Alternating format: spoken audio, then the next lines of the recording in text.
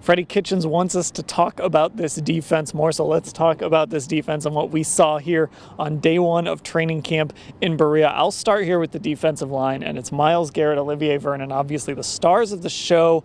They've both lined up on the same side throughout their careers predominantly, and it sounds like, and it looked like today, they were going to switch back and forth. They were going to line up on separate sides. You don't know where they're going to be. Myles Garrett came up with some of those touch sacks on the other side of the line from his familiar right end position. So it's going to be interesting to see how they're deployed when the real games start, but at least as of now, Mary Kay, they are switching sides. Yeah, and that will be very, very interesting because at one point when they did that, Vernon got a would-be sack on a play, and then Myles stood up after practice and reiterated that he wants Defensive Player of the Year honors. So look for him to try to be lights out this year. Now, of course, Project Text, Mary Kay will have takeaways like that for you. $3.99, cleveland.com/Browns. Head there. But Mary Kay, tell us a little bit about the secondary now.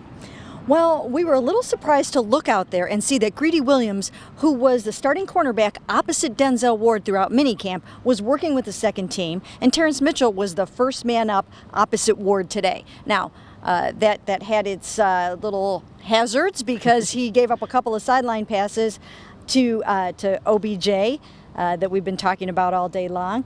But, you know, they have some really good cornerbacks on this team, and the competition there is going to be very good.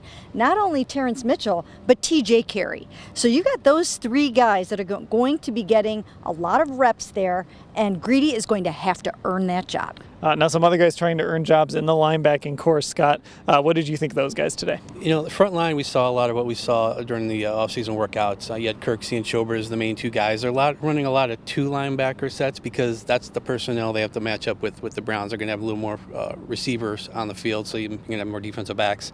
Darius Taylor was in there a little bit when you have the third receiver. I think a lot of people are looking for how they use Taki.